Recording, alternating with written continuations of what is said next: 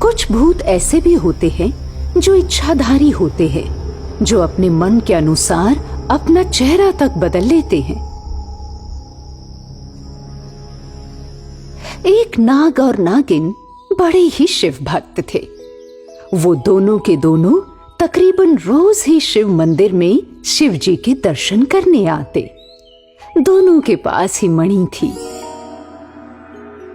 एक दिन मंदिर के पुजारी ने उन दोनों सर्पों को नागमणि के साथ देख लिया। मणि में से दिव्य प्रकाश निकल रहा था, जिसे देखकर पुजारी के मन में लालच आ गया। उसने नाग नागिन को मारने की योजना बना ली। हे नाग नागिन, तुम लोग कब से इस मंदिर में आते जाते हो? मैं इस मंदिर का पुजारी होते हुए तुमसे ये विनती करता हूं कि अपनी मणि मुझे दे दो। इस मणि को हम किसी को भी नहीं दे सकते पुजारी जी। इस मणि को अपने पास रखने वाला दुनिया का सबसे शक्तिशाली व्यक्ति बन जाएगा और फिर लोगों को कष्ट भी पहुंचाना शुरू कर देगा। ठीक है नाग देवता, जैसी आपकी इच्छा। अब तो पुजारी जी के मन में दुनिया का सबसे शक्तिशाली व्यक्ति बनने का ख्वाब सजने लगा था। उन्होंने मन ही मन ठान लिया कि नाग और नागिन को खत्म करना है किसी भी कीमत पर। आखिरकार उन्होंने अपने दोस्तों के साथ मिलकर ये योजना बनाई कि अगली रात को जब ये नाग और नागिन मणि समेत मंदिर में प्रवेश करेंगे, तभी पुजारी जी घंटी बजाकर इनके आने का इशारा करेंगे और सारे दोस्त अपने अपने हथियारों से उसी वक्त नाग और नागिन का खात्मा कर देंगे। अगले दिन हुआ भी ऐसा ही। जब नाग और नागिन शिव जी की पूजा करने के लिए मंदिर में आए, तो उन्होंने पुजारी जी से आग्रह किया कि थोड़ी देर के लिए मंदिर का दरवाजा बंद किया जाए। मंदिर तो सभी के लिए खुला होता है। मंदिर के दरवाजे किसी के लिए भी बंद नहीं किए जा सकते। इतना कहने की देर थी कि पंडित ने घंटी बजाकर अपने दोस्तों को भी मंदिर के अंदर बुला लिया, जिन्होंने डंडों से पीट पीट कर नाग और नागिन को मौत के घाट उतार दिया। उन्होंने उनसे वो उनकी मणि भी छीन ली, लेकिन नाग और नागिन तो इच्छाधारी थे, इसलिए अब वो इच्छाधारी भूत बन चुके थे। अगले दिन जब पुजारी ने खुश होकर अपने घर में अपने दोस्तों को पार्टी दी, तो वही इच्छाधारी नाग और नागिन भूत बनकर उनके घर आ पहुंचे। हम दोनों तुम लोगों को मारने आए हैं।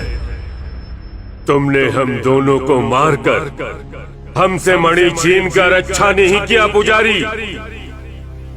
इस कृत्य के बदले अब तुम सबको मरना होगा।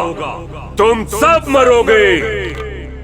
ऐसा कहकर इच्छाधारी नाग बना भूत दरवाजे का कुंडा बंद करके वहीं खड़ा हो गया और इच्छाधारी भूतनी बनी नागिन एक एक करके सारी दोस्तों को मौत के घाट उतारने लगी। जैसे को तैसा सुबह ये खबर पूरे गांव में फैली कि पुजारी जी अपने दोस्तों के साथ अपने घर पर मरे पड़े हैं। सारा का सारा गांव उनके घर पर इकट्ठा हो गया। अरे देखो तो, पंडित जी की कितनी बेरहमी से हत्या हुई है।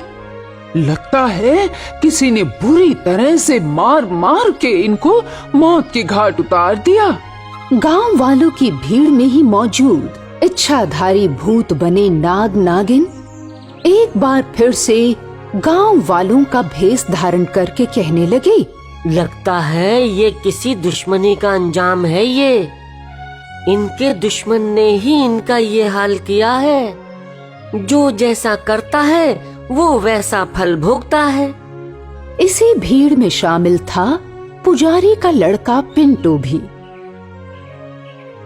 पिताजी जब कल घर आए तो बड़े खुश थे। उनके हाथ में एक मणि भी थी। वो कह रहे थे कि अब मैं दुनिया का सबसे शक्तिशाली आदमी बन जाऊंगा। कहीं कहीं उसी मणि की वजह से तो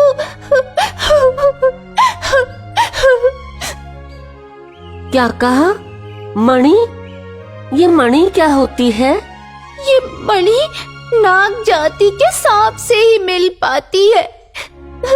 न जाने पिताजी मरने से पहले मणि कहाँ रख गए हैं। तब तो ये मणि हमें जरूर खोज निकालनी चाहिए, नहीं तो जिसके पास ये मणि होगी वो भी मारा जा सकता है।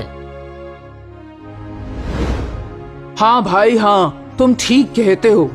हाँ हाँ सही बात है, जल्दी खोजो मणि, कहीं हमें नुकसान न पहुंच जाए, कहीं हम न मारे जाए इसके चक्कर में। और यूं ही बातें करते करते कब दिन बीत गया किसी को मालूम न पड़ा। दहशत से भरे लोग शाम को अपने अपने घर चले गए और उसी रात पुजारी के घर में मौजूद इच्छाधारी नाग नागिन फिर से भूत बने और उसके बेटे पिंटू से पूछने लगे, बता मणि कहाँ है? बताता है या तुम्हें यहीं मार दे अभी? आप कौन हो?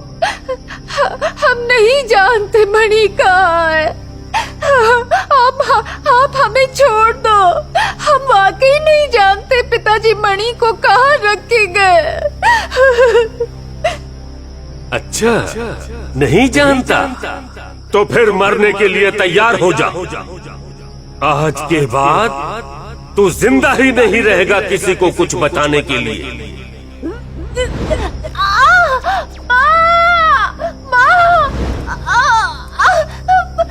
हमें छोड़ दो, हमने कुछ नहीं किया।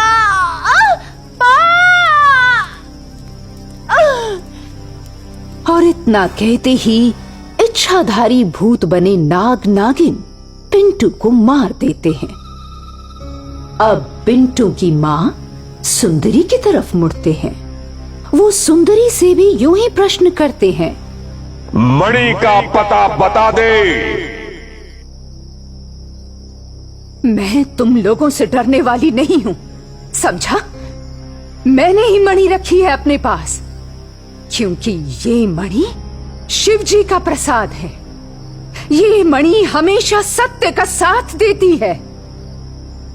तुम दोनों ने अपने अपने दुश्मनों को मारकर अपना बदला ले ही लिया है, तो फिर अब मुझसे क्या लेने आए हो? देखो देखो, तुमने मेरे पति को मारा, मैंने कुछ नहीं कहा, और अब मेरी ही आंखों के सामने तुमने मेरे बेटे को मारा।